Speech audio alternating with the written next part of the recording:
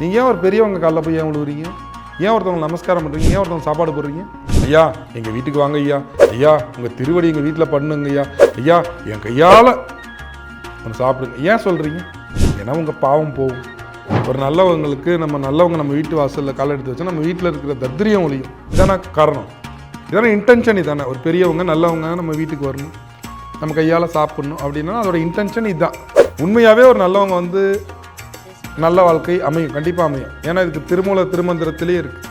நீங்கள் 100 கோயில் குளம் அது தீர்த்தமாடி கோபுர கலசம்லாம் தரிசனம் பண்ணி ப்ராப்பராக உங்களுக்கு என்ன பவர் கிடைக்குதோ, உங்களுக்கு என்ன நன்மை நடக்குதோ, ஒரே ஒரு பற்றற்ற ஞானி சித்தன் உங்களை ஒரு முறை ஏறெடுத்து பார்த்துட்டான்னா அந்த 100 கோயிலுக்கு போன பவர் உங்களுக்கு கிடைக்குதுன்னு திருமூலர் சொல்றார். மாறாக நேர் ஒரு அயோக்கியன் அவத்துல வேஷத்தை போட்டுக்கிட்டு உங்க வீட்டில் சாப்பிட்டு நல்லா இருமா அப்படின்னா என்ன நடக்கும்?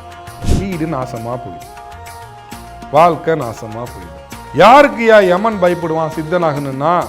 காமத்தை வென்று கடுந்தவம் புரிபவனுக்கு யமன் பயப்படுவான், குதம்பாய் யமன் பயப்படுவான்.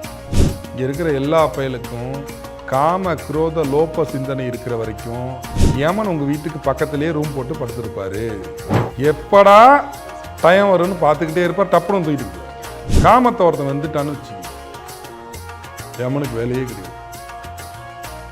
எவன் ஒருவன் தன்னுடைய காம சக்தியை ஞான சக்தியாக மாற்றி விட்டானோ அவனுக்கு யமன்கிட்ட வேலை கிடையாது. இதை சொன்னது யார்? சித்தர்கள்.